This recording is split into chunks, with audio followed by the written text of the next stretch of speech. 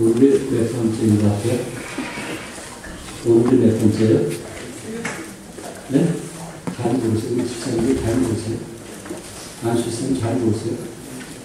오늘 몇 번째예요? 네, 잘 모르시고요. 저도 잘 모릅니다.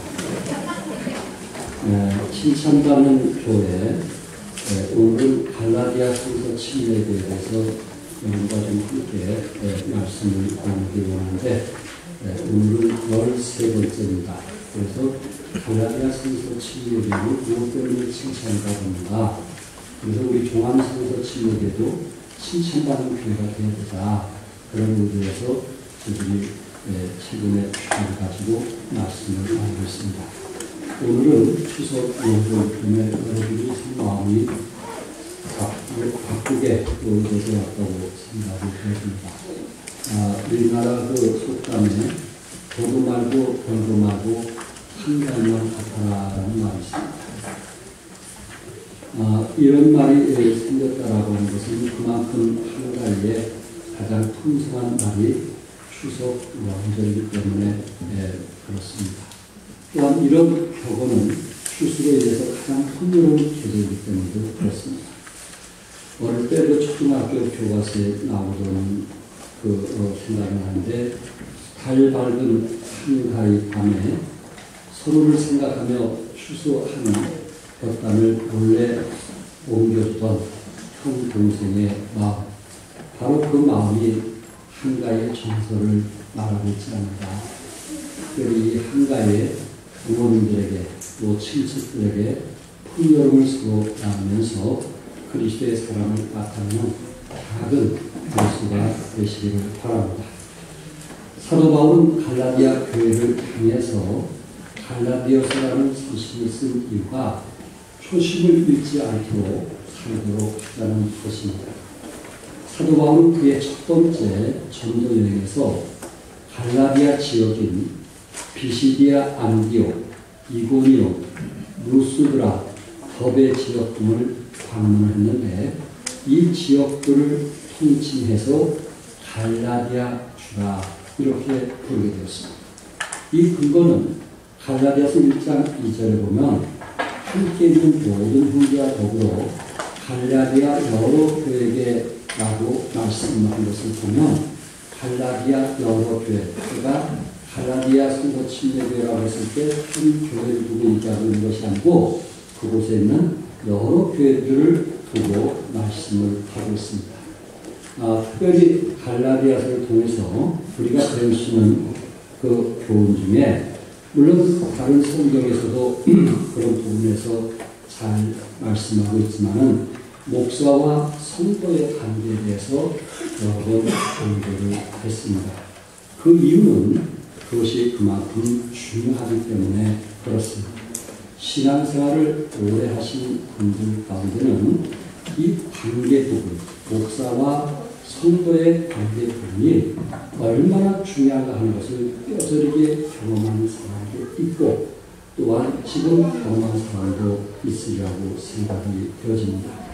영적 지도자의 관계에서 불편함은 신앙생활을 아무리 열심히 해도 기쁨이 없고 성장이 없고 축복이 되지 않는 것을 경험했을 것입니다. 하나님이 교회를 만드신 이유는 목회자와의 관계, 성도와의 관계, 구역장과의 구역의 관계 속에서 공동체 생활 속에서 신앙생활을 함을 통해서 더욱더 성숙하도록 했기 때문에 여러분과 나는 이 관계를 어디 가든지 관계를 떠나서는 살 수가 없습니다. 그래서 오늘 본문에 갈라디아 성도 침례교회를 통해서 우리에게 가르쳐준 교훈이 있다면 그 관계, 나는 그리스도 안에서 오랫동안 신앙생활하면서 그 관계를 잘 하고 있는 성향인가, 그렇지 않은 그 관계가 잘못되어서 내 신앙생활이 너무 힘들어 가고 있지 않는가 라는 것을 한번 생각해 보면서 오늘 이 말씀을 함께 나누려고 합니다. 특별히 여기 첫째 갈라디아 성도들은 사도 바울과 함께 사역을 했습니다. 그래서 사도 바울이 그들을 칭찬을 했던 것입니다. 첫째, 배우려는 마음을 가졌는데 그 말씀은 시제로 보니까 형제들아 내가 너희와 같이 되었은즉 너희도 나와 같이 되기를 구하노라. 너희가 내게 해롭게 하지 않았느니라. 갈라디아 친구들 물론 다수는 아니지만은 대부분이 사도 바울의 마음을 해롭게 하지 아니했을 뿐만 아니라 바울과 같이 하기를 힘썼습니다. 그러니까 사도 바울은 나와 같이 되기를 구하노라 했던 말씀은 그렇지 않는 사람도 있었다라는 것을 성경은 말씀을 하고 있습니다. 사도 바울은 갈라디아 교회에 몇 성도들이 참된 복음을 지키지 못하고 교회를 떠남에 대해서 마음 아파했습니다. 갈라디아서 1장 6절에 보면 그리스도의 은혜로 너희를 부르신 이를 이같이 속히 떠나 다른 복음을 쫓는 것을 내가 이상히 여기노라. 속히 떠나라라고 하는 동사는 속히 돌아섰다라는 말입니다. 이 속히 떠났다는 말은 원래 그 헬라어 동사로서 자신의 충성을 바꾸는 것을 의미하는 단어입니다. 당시 군대에서 배반하거나 이탈한 군인에 대해서 사용되었던 말이 속히 떠나라는 단어입니다. 그렇게 국가를 위해서 충성했던 사람이 어느 순간 배반하고 이탈한 그런 사람에게 사용되어진 단어였다는 말입니다. 학자들은 바울이 갈라디아를 떠난 후 유대인들 가운데 율법주의자들이 교회에 들어와서 이제 성도들에게 그런 마음을 심어주게 되었고 결국은 성도들이 율법주의자들의 말에 따라서 교회가 나눠지는 아니 또한 성도들이 교회를 떠나는 그 아픔을 사도 바울이 알았기 때문에 이 말씀을 기록한 것입니다. 율법주의자들은 교회에 들어와서 구원받는 것이 복음을 통해서만 되는 것이 아니다. 사도 바울이 복음을 통해서 구원받았다? 그것은 잘못 전한 것이다. 적어도 우리가 구원받기 위해서는 할례를 받아야 된다. 또한 우리가 구원받기 위해서는 율법을 지켜야 된다.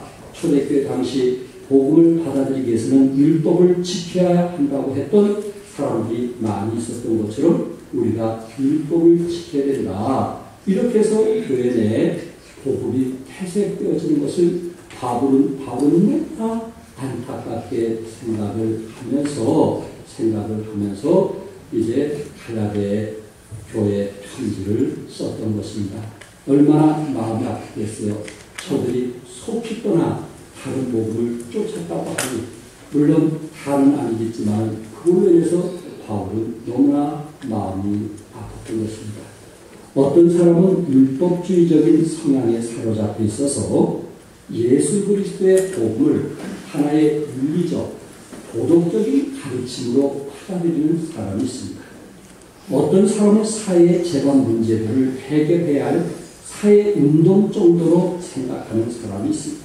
심지어 어떤 사람은 최근에 나온 책들 가운데 가계의 저주를 끊어야 한다. 이런 식으로 해가지고 예수 믿는 것은 우리 집안의 가계의 저주를 끊는 것이다.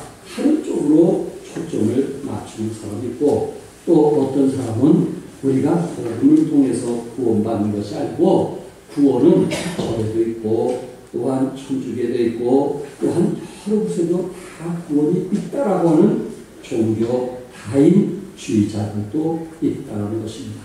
이런 것이 교회 안에 있게 됐을 때 사도 바울의 마음은 너무나 마음이 아팠던 것입니다. 복음만, 참된 복음만이 영혼들이 구원받고 생명을 얻을 수 있는데 율법이라는 율법주의자들이 아직도 유대인은 율법주의자가 계속 되어왔기 때문에 그 율법주의자들에 의해서 교회에 들어오게 되었고 또한 그들이 자기들의 가진 교리를 주장하게 되었던 것입니다. 갈라디아서 2장 21절 같이 한번 읽어볼까요? 다 같이 시작. 내가 하나님의 은혜를 빼앗지 않으니 나를 그렇게 되는 것이 율법으로 말미암으면 그리스도께서 회개히 죽으셨느냐. 왜 사도 바울이 이 말씀을 기록한지 아시겠죠? 여러분, 율법이라는 것은 도덕적으로 필요한 부분이에요. 거짓말하지 말고, 살인하지 말고, 도둑질하지 말고, 이거는 도덕적으로 필요한 것이지만은 그것이 우리를 구원해 주시는 것은 아니라는 것입니다. 그래서 사도 바울은 이 율법을 통해서 선한 일을 통해서 구원받으려고 하는 그런 이론들이 갈라디아 교회 안에 참 그런 사람들에 의해서 교회를 떠나는 것을 보고 너무 마음이 아팠던 것입니다. 1장 7절과 8절에 다른 복음은 없나니 다만 어떤 사람이 너희를 요란케 하여 그리스도의 복음을 변하려 한다. 그러나 우리나 혹은 하늘로부터 온 천사라도 우리가 너에게 전한 복음 외에는 다른 복음을 전하면 무엇을 받을지어다? 저주를 받을지어다. 그러니까 교회 안에 어떤 철학을 가진 사람들이 또한 이 율법 교리를 가진 사람들이 사람들의 마음을 요란케 했다는 거예요? 요란케 하지 않았다는 거예요? 요란케 했다는 거예요. 그러니까 여러분과 내가 교회 안에서 우리가 끝까지 믿음을 지키기 위해서는 우리 마음을 요란케 하는 것을 조심해야 됩니다. 우리 마음을 요란케 하는 일에 휩쓸려 가다 보면 결국은 우리 믿음마저도 깨지는 경우들이 있다는 것입니다. 사랑을 넘치는 종합성서 침례교 여러분, 우리는 순수한 복음이 있습니다.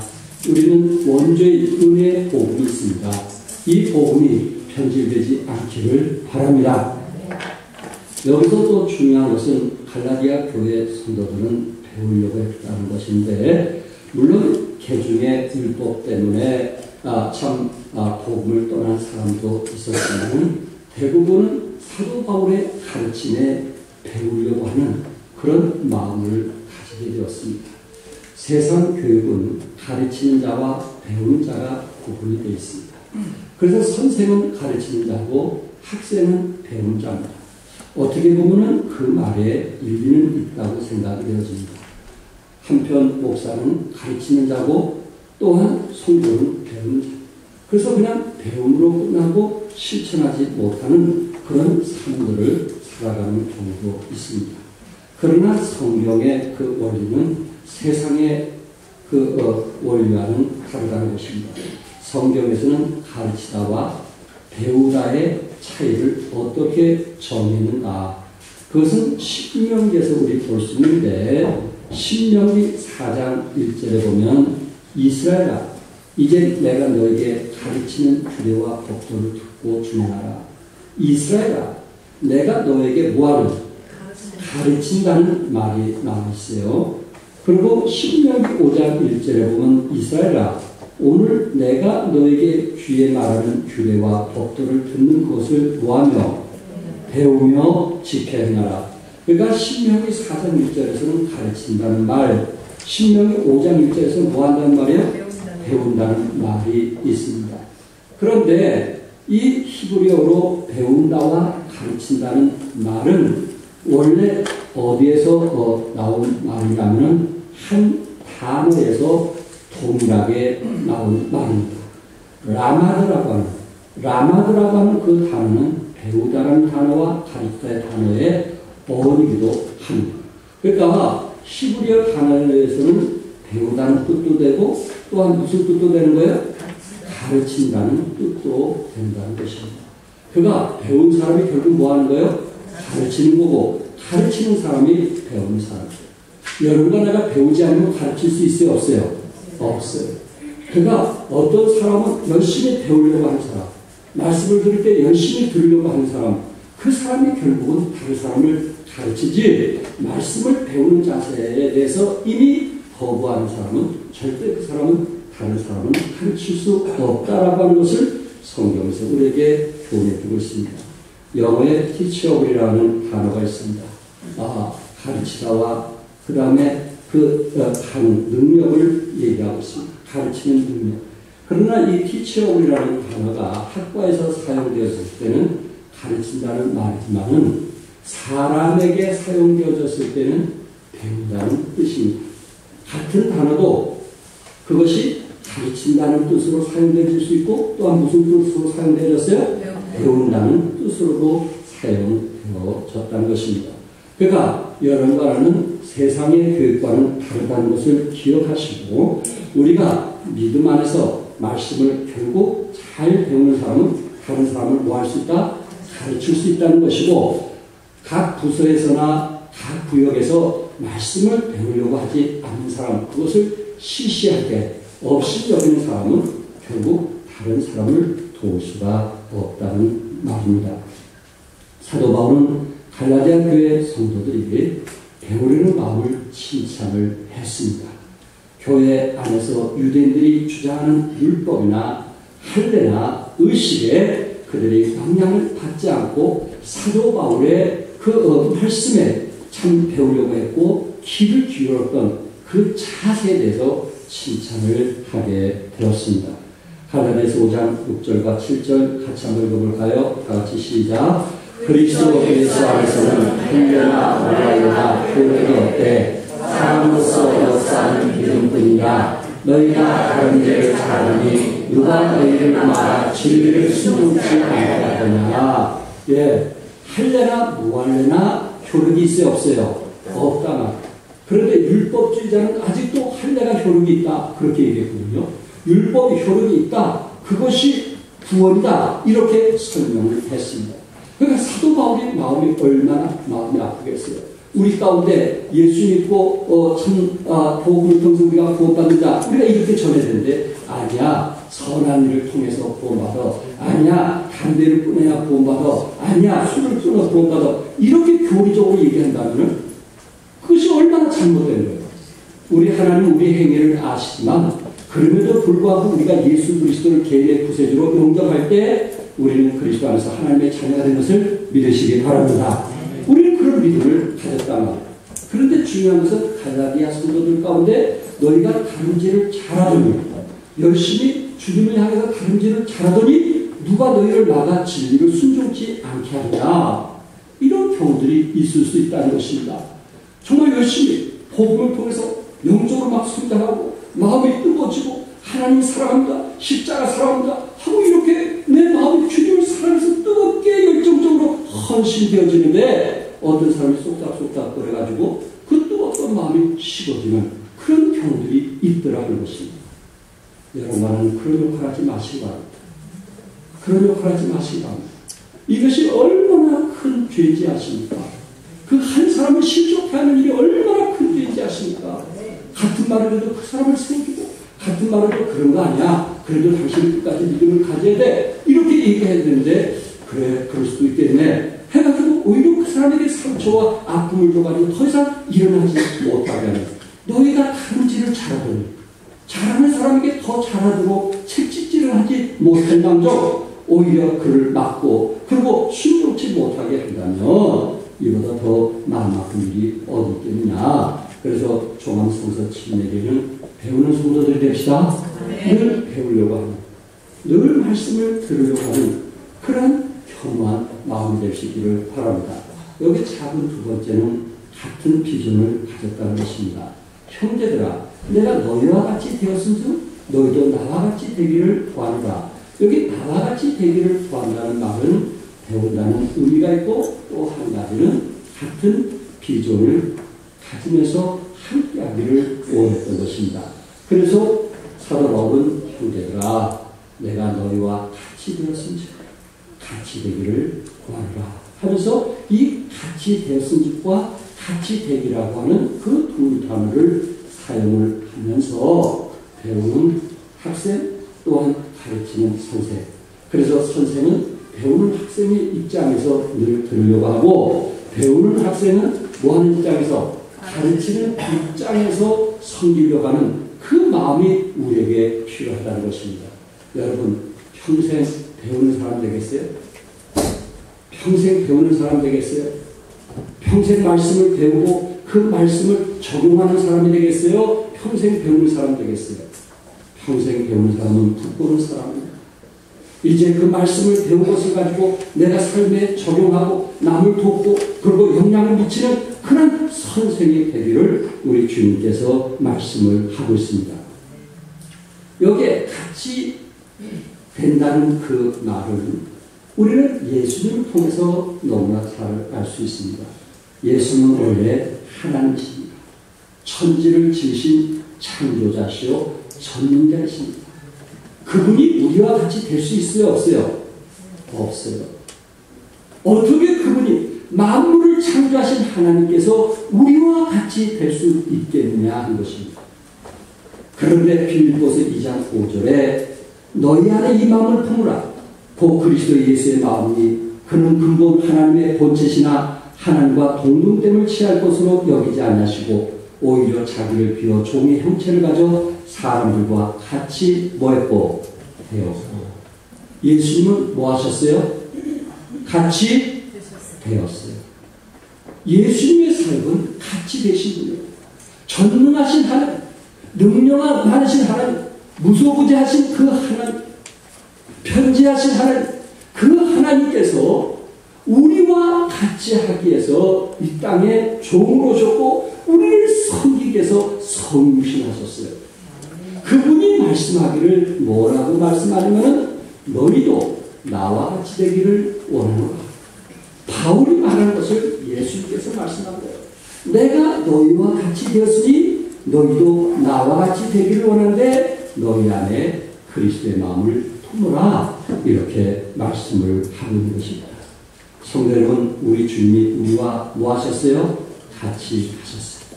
이제 우리는 이웃과 뭐 해야 되겠어요? 같이 해야 됩니다.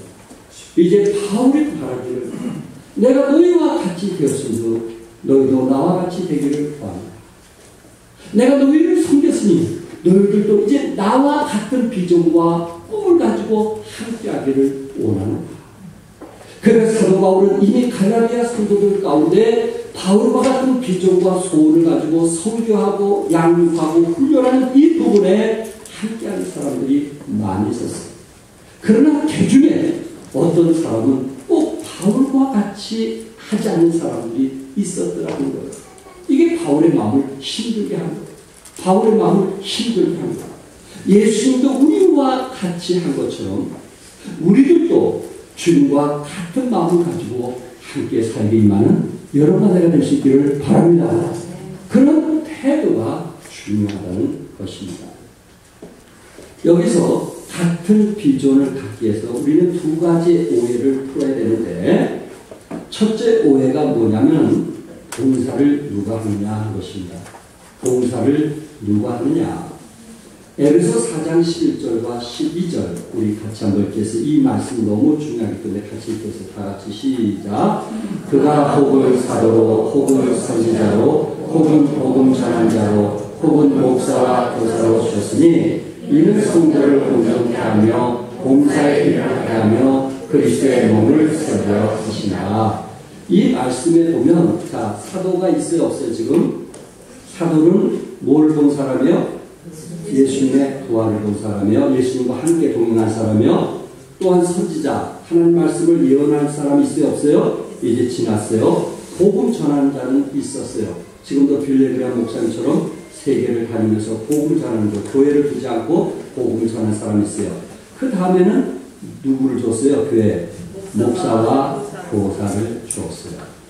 그런데 여기 보니까 목사가 이 말씀에 보면 목사가 하는 일이 뭐냐면 성도를 뭐하게 하며 온전케 하며 또 뭘 하게 하며 봉사일을 하게 하며 그다음 뭘 해요? 그리스도의 몸을 세우는 것이다. 이것이 어떻게 보면 목사가 하는 것으로 되어 있어요.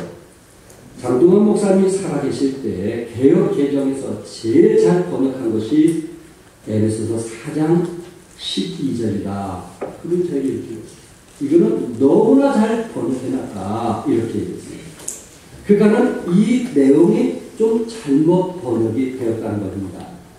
다시 말해서 제대로 원어적으로 번역을 하려면 뭐냐면 성도를 온전케 하며가 아니고 성도를 온전케 하여로 되어 있어야 돼요. 빨간 걸로 그렇게 써놓으셔야 돼요.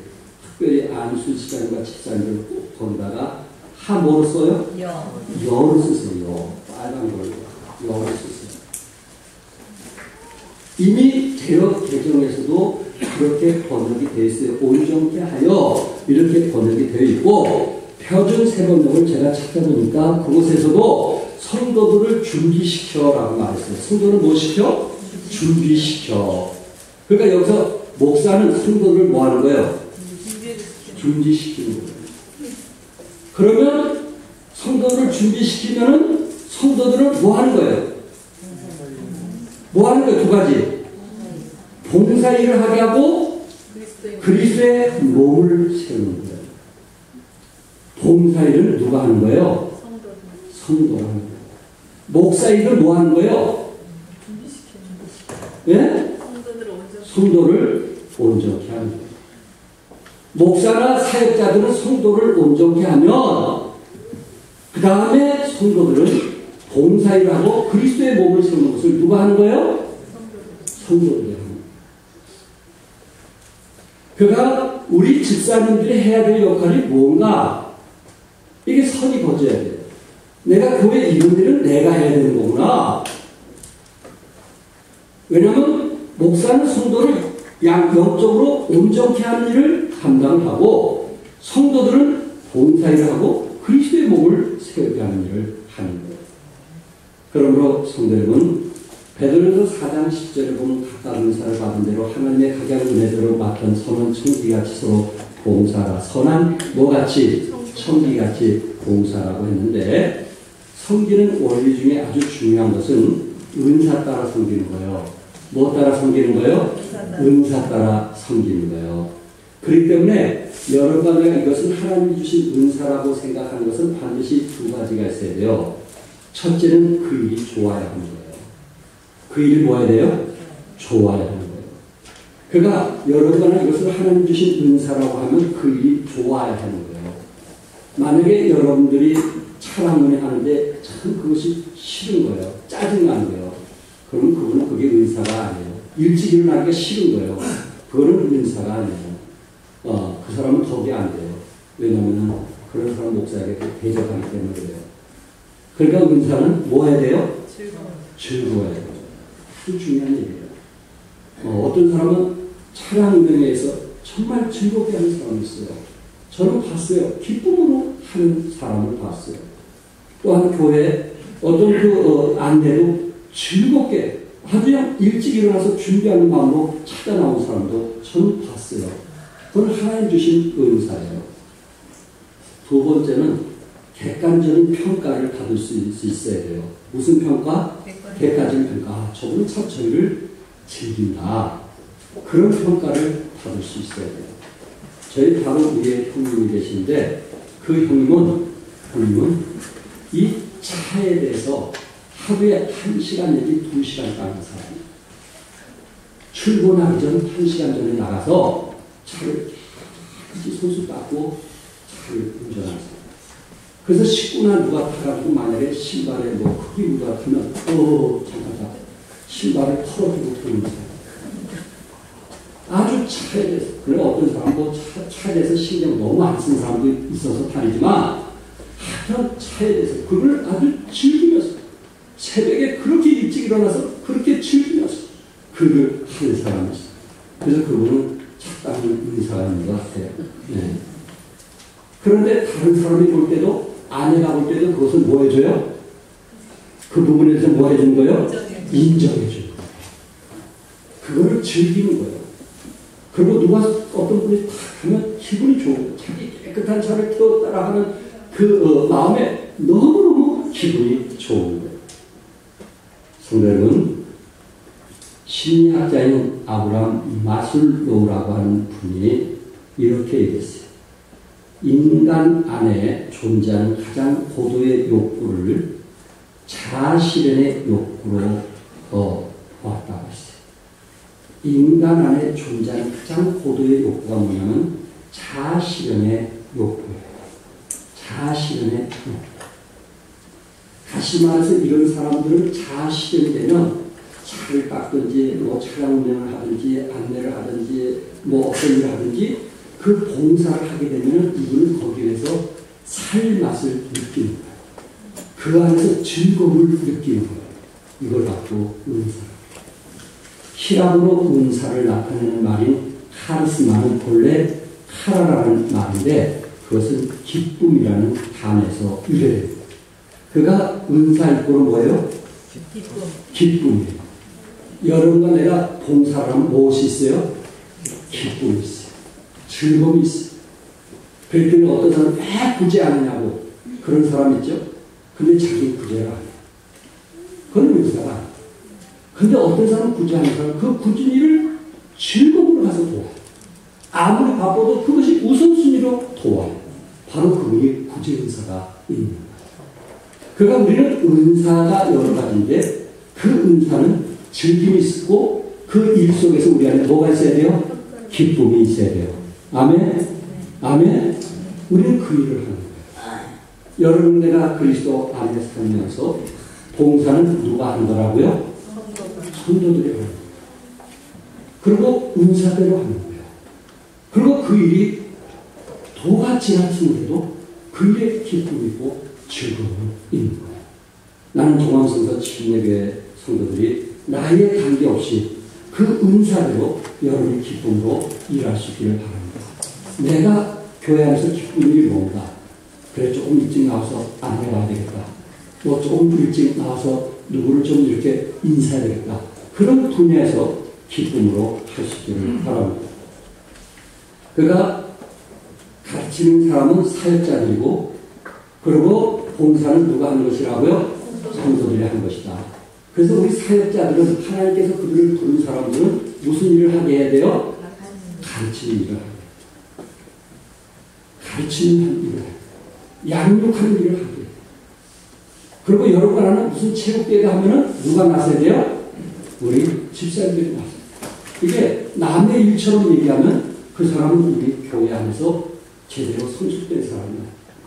내 일이 아무리 바빠도 우리 집사님들은 이건 체육대회 어디 하지? 내가 할 일이 없을까? 그리고 전화하고 우리 뭐 할 일이 없어요? 도울 일이 없어요? 우리 성도들 거기 앉아 텐트 쳐요? 안 쳐요? 이게 사역자들이 의논을 할 것이 아니고 집사님들이 정상적으로 성장하는 집사님들이 그 일을 하는 거예요. 봉사는 누가 하는 거예요? 성도들이 하는 거예요. 성도. 그런 마음들을 가지고 하는 거예요. 그럴 때 교회는 갈라디아 교회처럼 칭찬받는 교회가 돼요. 에이, 내가 아는 건 뭐 목사님이 하시겠지. 그럴 수도 있겠지. 여러분이 아는 제가 하지. 그러나 여러분들이 성장하면서 태도가 서서히 달라지면서 이것은 내가 할 일이라고 생각하고, 그리고 교회 청소도 내가 할 일이라고 생각하고 기쁨으로 헌신하는 그런 마음이 필요해요. 두 번째로 교회 안에서 오해하는 부분이 뭐냐면은 봉사일에 대한 개념. 여기 봉사라고 하면은 무엇이 생각되십니까? 물론 봉사는 다양해요. 차량은행, 안내위원, 식사당번, 청소당번, 꽃꽂이당번, 또 예배위원, 아주 다양한 것들이 있어요. 구제위원, 장학위원, 각자 참 그 맡은 일들이 결코 쉬운 일은 아닐 것입니다. 그런데 여기에 봉사일이라고 했을 때 이 봉사일이라고 하는 것은 그들이 목사가 그들을 온전케 하도록 돕는 일을 하되 이분들이 그리스도 안에서 온전해지면은 무슨 일을 하냐면은 나가서 사역을 영혼들을 구역하고 양육하는 그 돕는 일을 하는 겁니다. 그러니까 이런 차량 안내 식사 쥐 뭐 이런 것들은 기본적으로 해야 되지만은 여기에 그 봉사 일을 한다는 그 개념은 뭐냐면은 영혼들을 돕는, 영혼들의 필요를 채워주는 그런 일을 하는 것입니다. 10월 14일 새영원 전도축제 때 여러분 하는 봉사일을 해야 되는데 그것은 성도들이 합니다. 이거는 집사님들이 앞서 나가고 구역장님들이 앞서 나가는 영혼을 전도해야 돼요. 그런데 이것이 1년의 하나의 행사처럼 생각하고 아직도 혹시 우리 집사님들 가운데 누가 그런지 모르지만 새 영혼에 대해서 혹시 마음에 관심이 없다면 내가 할 일을 지금 안 하고 그렇다면 여러분 다른 일에 대해서 이렇다 저렇다 말하면 되겠어요? 안 되겠어요? 안 돼. 내가 할 일은 살야 돼. 내가 온전해져서 봉사일을 하도록 하나님이 부르셨는데 내가 해야 될 일을 내가 성장하고 있어. 없으면 내가 나가서라도 전도해보겠다는 그런 마음으로 도전을 해야 다른 사람들이 격려가 되고 프로모터처럼 영향을 받는데 아예 거기는 손을 대지 않아요. 그럼 누가 하겠어요? 여러분들이 사역을 안 하면 누가 하겠어요? 우리 집사님들이 앞서 나가요. 지난 목요일날 우리 인내반이 있어요. 우리 정민용 자매, 김선아, 양정희, 박신자매가 그 구역인데 우리 박신영 자매가 그 하곡동에서 자기 친구를 구형에게 데리고 왔어요. 두 번째 데리고 왔어요.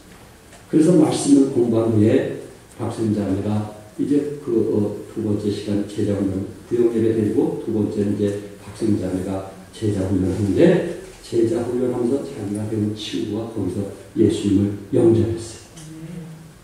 하곡동에서 우리 중앙동교회 와서 공부하면서 예수님을 영접했어요. 누가 하는 일이에요? 누가 하는 일이에요? 성도들이 하는 일. 집사님들이 하는 일. 사역을 해. 그래 어려우면 문제가 없는 거야. 내가 할 일을 하지 않으면 차마 불평과 원망할 수 있는 우리 할 일이 뭔가라는 것을 한번 생각해 보시기 바랍니다. 지난주에 조업반 10명, 중업반 1명이 졸업을 했습니다. 다른 사람들을 돕는다고 생각해 보십시오. 이 10명이 다른 사람들을 돕는다고 생각해 보십시오. 언제나 이분들이 구역장이 되었다고 생각해 보십시오. 얼마나 우리 교회에 큰 일을 할 것이다. 저에서 오는 더 많은 구역장들이 어린이들을 돌보시는 목자 같은 성도들이 우리 교회에서 무수히 일어나기를 바랍니다. 목사와 같은 비전을 갖게 되면 일꾼이 나오게 될 것입니다. 우리 교회 안에 목사 같은 일꾼 50명을 소원하고 있는데 단계에 이루어지기를 바라는 마음이 있습니다. 성도 여러분, 여기에 봉사, 그것은 영어로 보면 미니스트리라는 단어를 썼어요. 사역자를 얘기합니다. 어떤 사람이 그리스도 안에서 온전케 되어진 사람, 그리스도 안에서 성숙된 사람, 그리스도 안에서 영적으로 성장되어지는 사람이 하는 일이 뭐냐면 사역자는 나는 그리스도 안에서 온전하게 되어져 가고 있다라고 생각하는 사람들에게 나타나는 열매들이 있는데 그것은 사역, 영혼에 대한 관심, 영혼에 대한 상처의 아픔에 대한 눈물의 기를 더 한 수 높아져야 돼. 함께 힘사하기 어려운 이유가 무엇일까요? 왜 목사와 같은 마음을 갖지 못할까요? 한국인의 의식 구조를 쓴 이규태 씨는 특히 오늘을 사는 한국인들이 협동하지 못하는 원인을 산업화의 과정에서 과잉된 경제 구조 때문이라고 지적하고 있습니다. 그런 이런 변질된 오늘의 한국인들을 독 속의 개에 비유했습니다. 독 속의 개. 여러분 바다 개 아시죠? 개는 독 안에 집어넣으면 충분히 독 바깥으로 나올 수 있는 충분히 영향력을 미칠 수 있는 개인데 왜 독 바깥으로 못 나오는지 아세요? 나오려고 하면 또 하나가 물어가지고 내리고 또 올라오면 또 하나가 뒷다리 물어가지고 또 내리게 가고 또 누군가 올라가려면 뒷다리 물어가지고 내려가더라. 너 죽고 나 죽자. 내가 못 올라가면 다른 사람들도 뭐하게 해야 되는데 올라가게 해야 되는데 못 올라가죠. 에이 그렇게 해가지고 되겠어. 에이 이런 것이 최고지 뭐 그거 한다고 되겠어. 에이 누구는 뭐 그렇게 훈련 받아도 뭐 변화되지도 않대. 잠깐만 엉뚱한 소리야. 본인이 못하면 다른 사람도 좀 격려해서 나 시간이 없으면 못하지만 시간 있으면 하세요. 참 변화된 거 있어요. 성장해. 이렇게 격려하지 못하고 너 죽고 나 죽자. 그러니까 여기에 독 속의 개다. 이렇게 이규태 씨는 그걸로 비유를 했습니다. 조항성서 침례기가 성장하려면 구역 공동체에서부터 배워야 우리가 더불어 함께하는 그리고 서로 사도 바울이 말하는 원리 서로의 원리를 얘기하면서 격려하고 그리고 그리스도의 몸을 세우려고 하는 그런 여러분과 내가 되기를 바랍니다.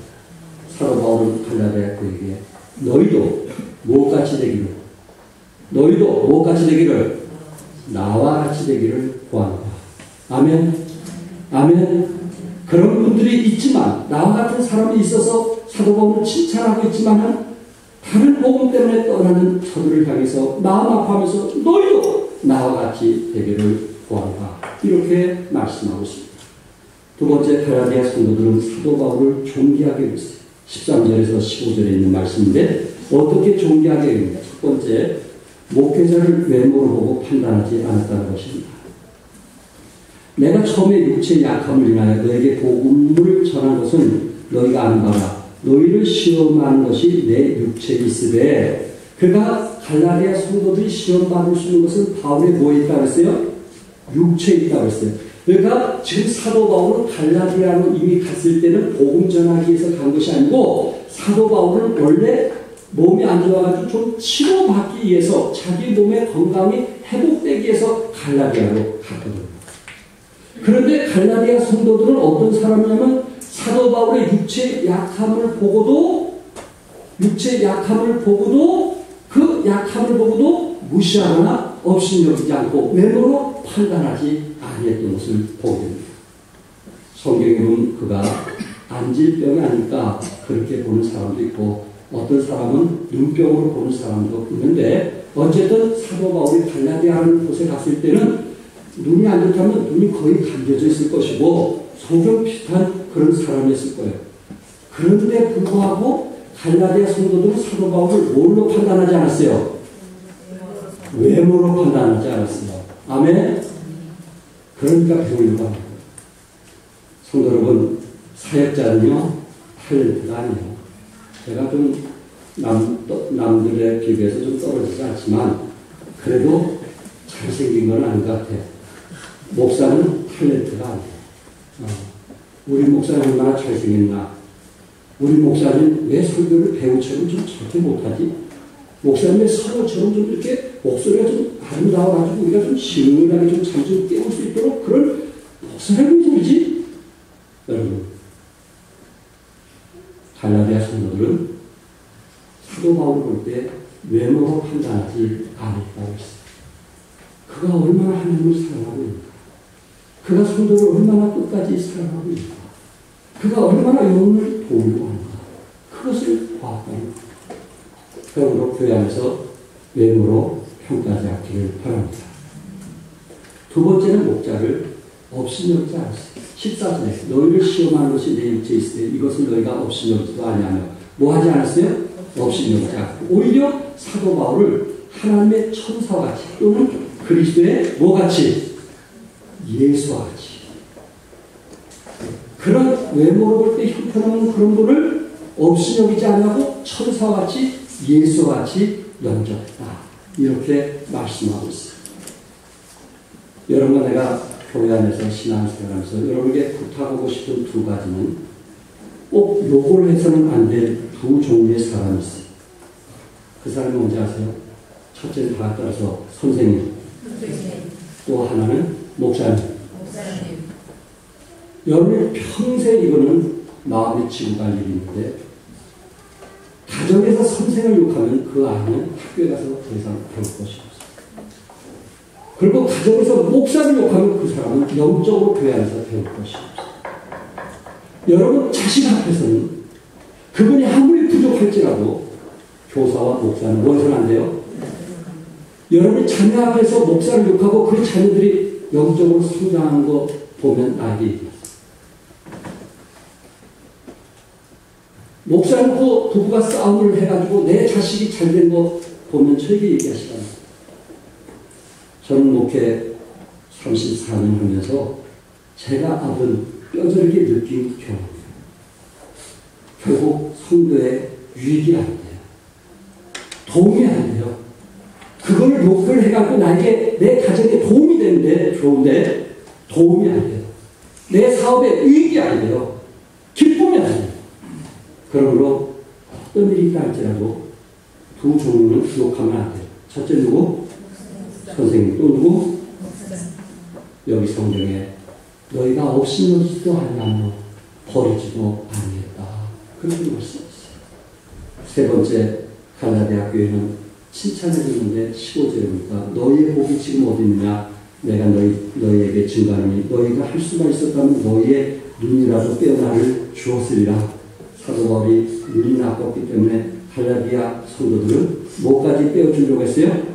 눈까지 떼어줄 만큼 목회자를 사랑하고 목회자를 귀히 여겼어요.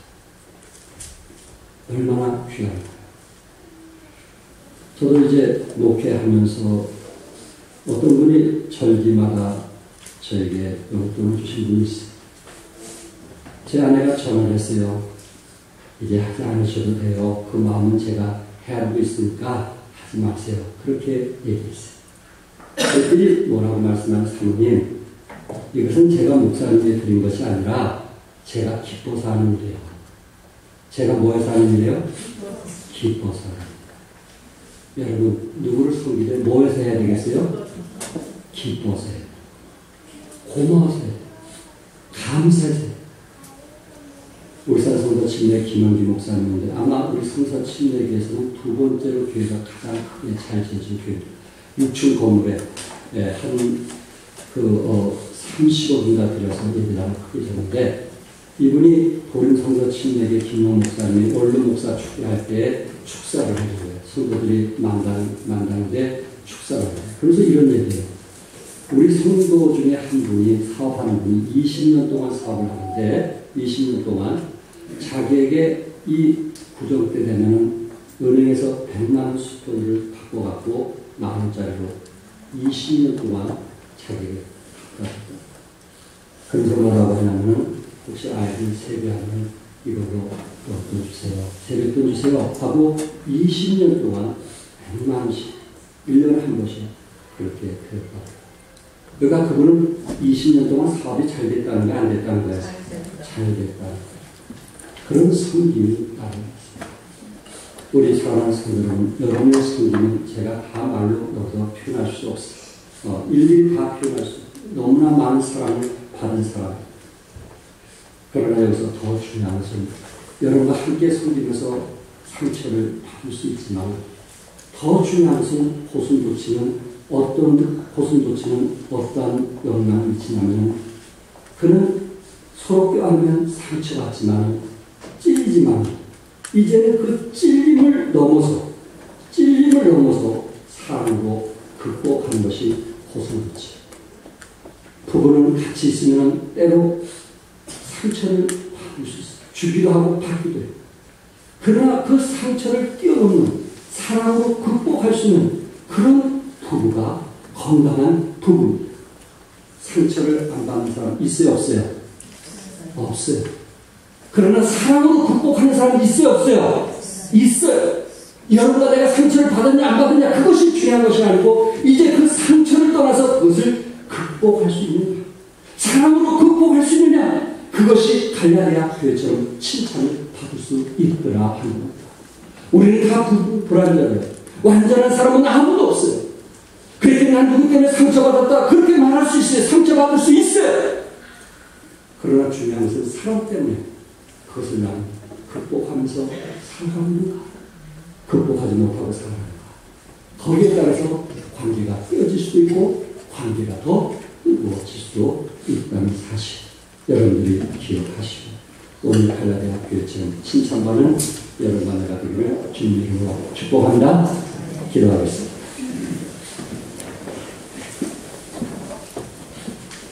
갈라디아 교회 어떤 것은 기쁨에서 했어요. 기쁨으로 살자를 섬겼어요. 그건 아름다운 기쁨. 그러나 인생 하나는 오래가지 못합니다.